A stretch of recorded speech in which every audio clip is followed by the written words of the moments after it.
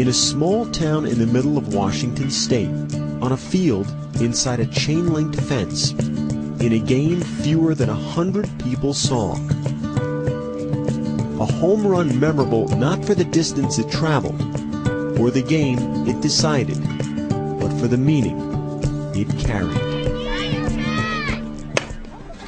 The last Saturday in April, the second game of a softball doubleheader between Central Washington and Western Oregon.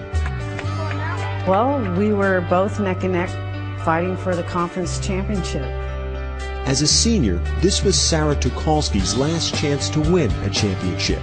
She'd never hit a home run before, not in college, not in her life. At 5'2", I'm not very tall. I'm more a line drive hitter. I don't hit for power. But in the top of the second inning, with 2 runners on the second pitch, that changed.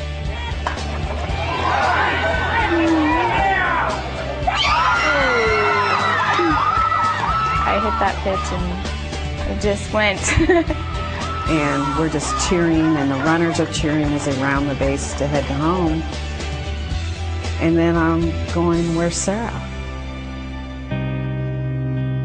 In her excitement, Tucholsky failed to touch first base, so she quickly turned back. Her pivoting just didn't pivot with her. And I heard her kind of yell, and she just dropped to the ground, and I was like, oh no. Just fell immediately and was in a lot of pain. I tried to keep my legs straight, but I was in so much pain that I couldn't really keep still. Tucholsky, with a torn ACL, crawled back to first base. She was a long way from reaching home plate and keeping her first and only home run. When she got back to first base, she laid there and she hugged on to first base. And then at that time, I was staring at the base and I go, what on earth are we going to do? And I turned the umpire standing right next to me. I said, what is the ruling if I put somebody in for Sarah? He said, it'll be a 2-run single. If anybody would have, on her team, would have helped Sarah, she would have been called out. That was the problem. None of Tucholsky's teammates were allowed to touch her.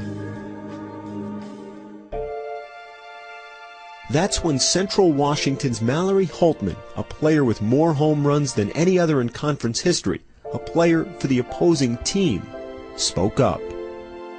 I went to the home plate umpire and asked if we could pick her up and carry her, and he looked at me a little strange.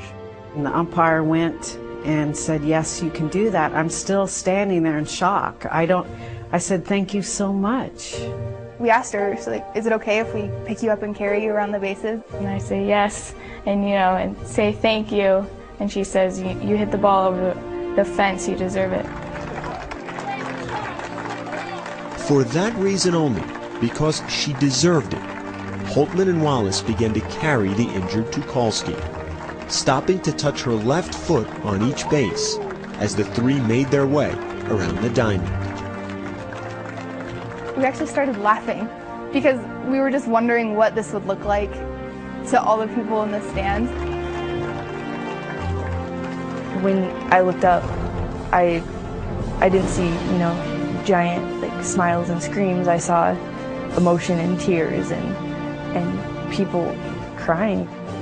It's a great moment when someone has character to step up and do the right thing at the right time.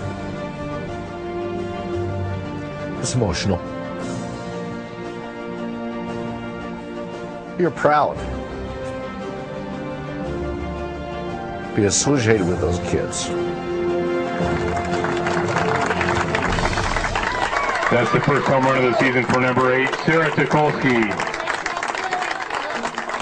The fact is, I made my goal. I hit a home run, and yeah, it's my last at-bat of my career, but I, made my goal, so I'm proud of myself.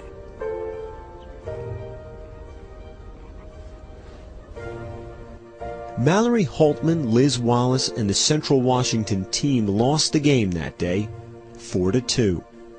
Sarah Tucholsky lost the rest of her season and her career to a knee injury. But for the spirit of sportsmanship, a greater victory, made on a long trot around the bases, a trip that truly touched them all. I have a lot of respect for her and put her in high regards, her and her teammates. And, I can't thank her enough.